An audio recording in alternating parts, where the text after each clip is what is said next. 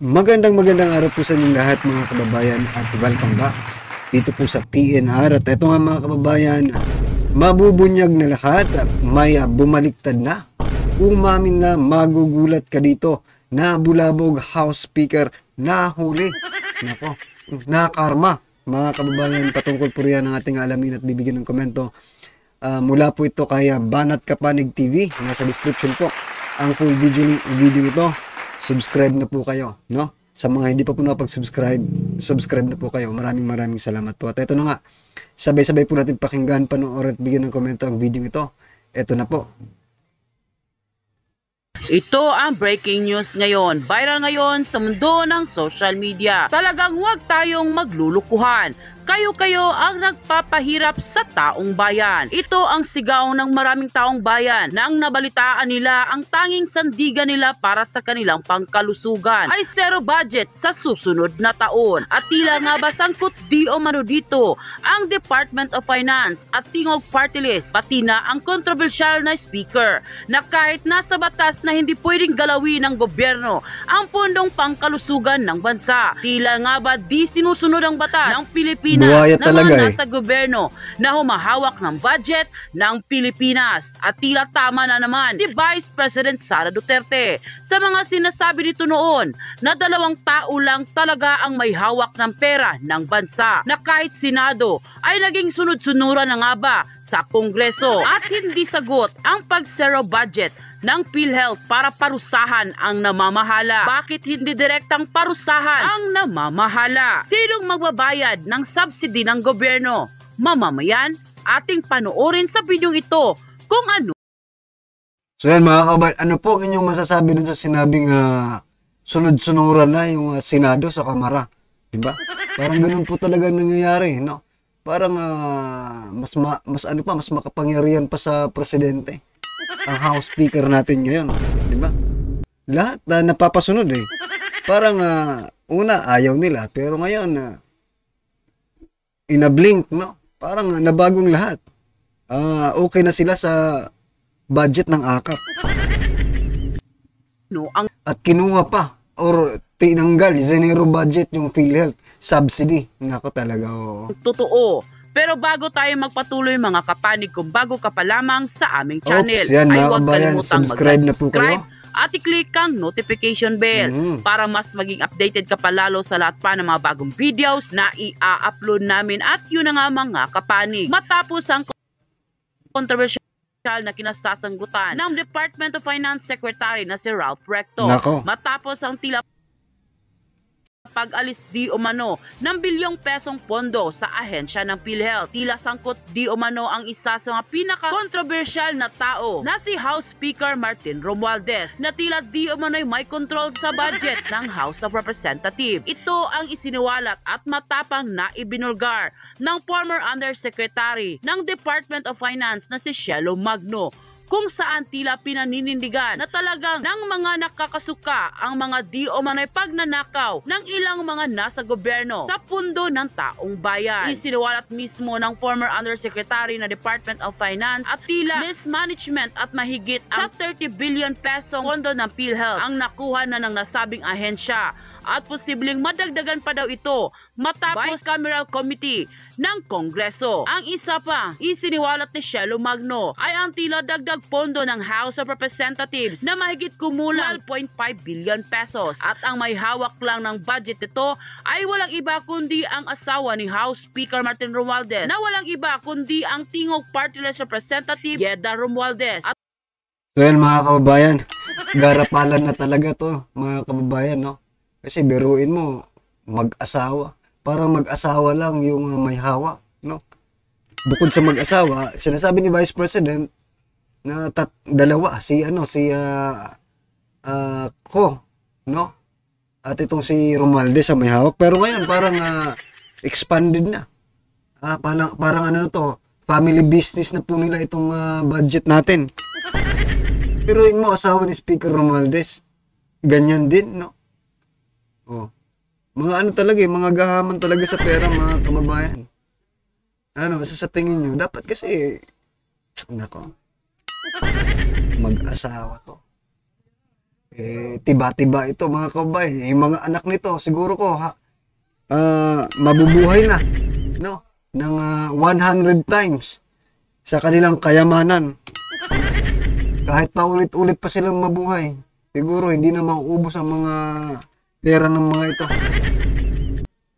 At ang chairman ng Committee on Accounts, tila hindi na raw nakapagtatakang lumobo ng bilyong-bilyong pesong pondo ang nasabing budget ng House of Representatives. Gayon din ang Senate kung saan tumaas na mahigit sa 2 billion pesos at ang DPWH na tumataginting na mahigit 100 bilyong peso. Huwag nang maglukuhan dahil alam na raw ng taong bayan. Kaya ginagawa ito ng mga mambabatas, particular na ang pagkuha sa pondo ng PhilHealth ng Department of Finance. Secretary na si Rob Recto ay tila para matabunan ang mga proyektong tila wala naman daw talaga sa budget, pinapalabo ng mga mambabatas. Ayon pa sa dating Undersecretary ng Department of Finance, tila dito na kasi kukuha mga pork barrel ang mga mambabatas at tila mga proyektong hindi naman natatapos. So yun na nga mga kababayan, yung sinasabi ko nga, yung AKAP, no, is a new version of pork barrel. Yung mga ayuda-ayudang yan, mga kababayan, yan po ang hinala ko na baka yan po ang new version ng pork barrel. Kasi isipin nyo napakalaki po ng pondo. Magkano lang pong napupunta sa tao. Sabi nga po ng ating mga kababayan, baka lang 10 to 20% lang ang napupunta sa taong bayan at 80 to 90% naman ang napupunta sa mga bulsa ng mga crooks na ito. Diba? Parang ginagawa na nilang negosyo itong pamimigay ng ayuda. Hindi ba yan nakikita? Sa bagay. Hindi talaga makikita ng Senado. Bakit? Mismong sila nakihati na no? Nung una, wala silang pakialam dyan sa AKAP. But ngayon, mga kababayan, nako, hati na po ang Kongreso at Senado dyan sa AKAP na yan. Katulad ng mga anomalyang flood control project. Kaya't kung tila kakatuwiranan pa rin daw ng ilang mga ahensya ng pamalaan, kabilang na si Secretary Ralph Recto ng Department of Finance na kaya raw ginagawa nila ang pagsasali ng budget ng PhilHealth sa mga ahensyang mapapakinabangan daw ng taong bayan at makakagawa ng trabaho.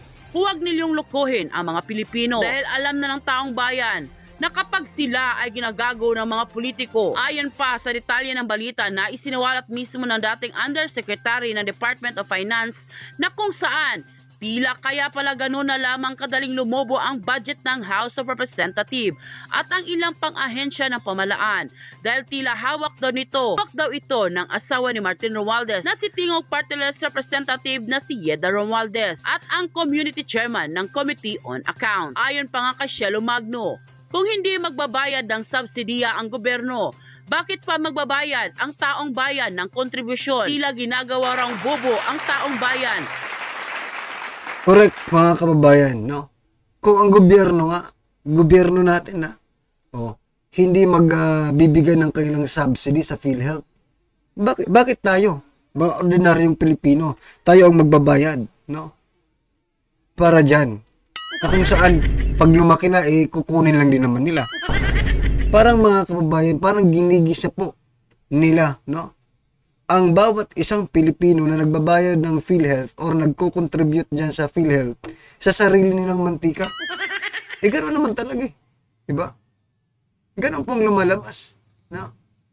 Niluluto tayo sa sarili nating mantika dyan sa PhilHealth na yan. Napakalaki ng pondo. Kakapiranggot lang na benepisyo ang binibigay sa contributors. Tapos mapupunta na sa kanila. Yung malaking porsyento ng ating hinuhulog sa PhilHealth. No? Buti sana kung isang buwan lang yan na paghuhulog. Yung iba naghulog na 20 years, 30 years. Malaki-laking bagay na rin po yan para sa kanila. No? If ever na hindi na po sila nagtatrabaho, no? Kung makukuha pa ba nila yung hinulog nila 30 years? Buti pa nga, mag-ano na lang kayo, mag-alkansya na lang tayo. Diba? Para sa healthcare natin. Or mag-ano na lang, private na lang. No?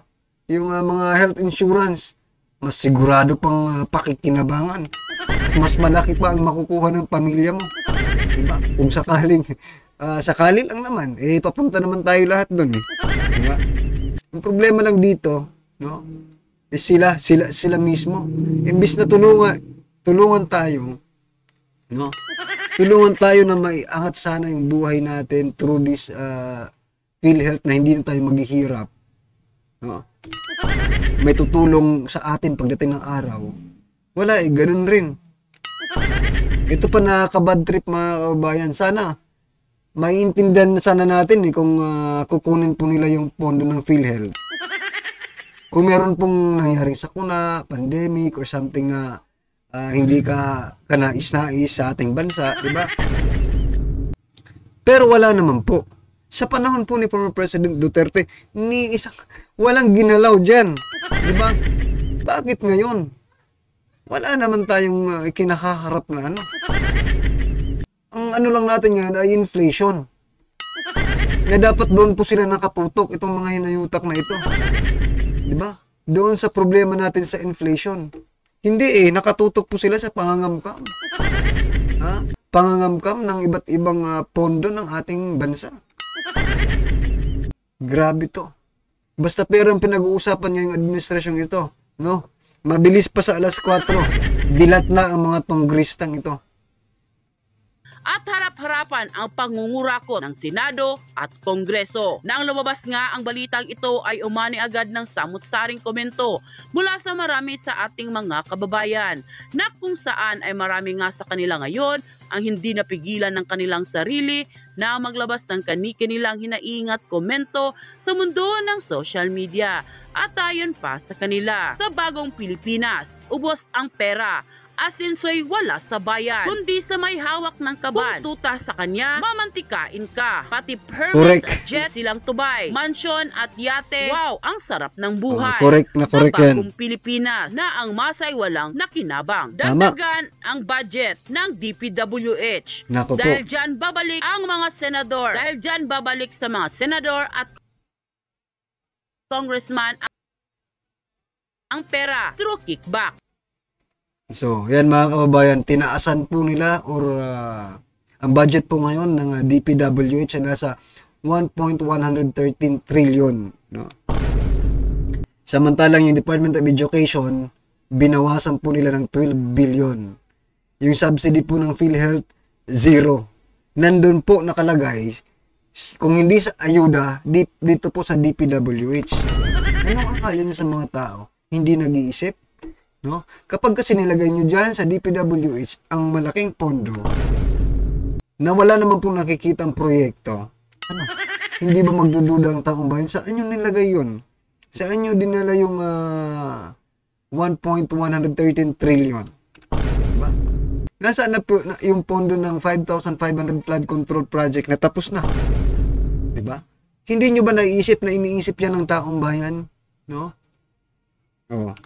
Diyan pa lang, sunog ka na kayo Dapat na talagang mawala sa pamahalaan ang mga taong ito. Pabigat para tayo umasenso. Mga oligarch na mga kurap pa. No vote sa lahat ng magnanakaw sa gobyerno. Lahat kayo bistado na kayo. Don't fool us, we wasn't yesterday. Professor Magno, I agree with you 101%. More than the explanation na justification of Senator Po. Dapat kasuhan na yan si Romualdez. Halos pangalan niya lagi ang nababanggit sa pera ng taong bayan. Basta't kung nasaan si Recto, hindi talaga mapagkakatiwalaan. Siya kasi ang dahilan ng pagtaas ng tax natin. Kaya hindi nakabalik sa Senado. Yan dahil sa tax code. Idinipensa ang zero subsidy para sa PhilHealth 2025 national budget. So kung dinipensahan niya yung zero subsidy, ibig sabihin pabor si PBBM na dapat lang walang subsidy ang PhilHealth. Okay? So yan mga kababayan, wala na po tayong aasahan. Kayo pong, kasi ako, hindi naman ako nagtatrabaho ngayon sa private company or sa public, diba? Ang ganyan kasi meron kang hinuhulugang PhilHealth. Pag ikaw ay self-employed, parang it is optional, no? So, I didn't contribute about that, mga kababayan. So kayo pong mga nagtatrabaho at nagbabayad, no? Nagko-contribute every month, no? Dito po sa PhilHealth. Nako, mag-isip-isip na po kayo. Ha? Ito, napakaklaro po nitong gesture ng ating President Bongbong Marcos Jr. Dinipensahan niya po yung pagtatanggal, pagsizero budget dyan sa subsidy ng PhilHealth. Ibig sabihin, pabor na pabor po siya na wag na pong magbigay ng subsidiya, no, ang gobyerno dyan sa PhilHealth. Kasi ang rason nila, malaki naman daw ang pondo ng PhilHealth.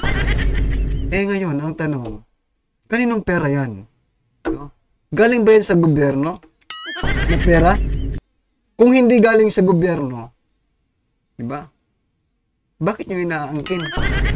Bakit hindi nyo sa uli? No? Kung sobra-sobra ng perang na-kolekta dyan, bakit hindi man lang kayo bakit hindi nyo sa uli sa mga sa mga may-ari niyan? Sa mga nag-contribute? Di ba? Bakit hindi nyo bigyan sila ng ilang percentage lang, maging masaya lang sila, di ba? Sa paghuhulog nila dyan sa PhilHealth. Mabigat na pasanin po yan, every month kang maghuhulog. Di ba? Tapos ganyan lang ang mangyayari. Kukunin lang. At aprobado pa. Yan. Aprobado pa ng ating presidente. Yan pa lang mga kaubayan, malaking ano na yan. Kumbaga, malaking ano na yun, parang para sa akin parang ang tawag dito, insulto yan eh. No? Parang iniinsulto nyo, for example, ako noon kasi nagbayad din ako niyan eh. Inaiinsulto po kaming mga nagbabayad ng PhilHealth, mga kababayan. No? Bakit?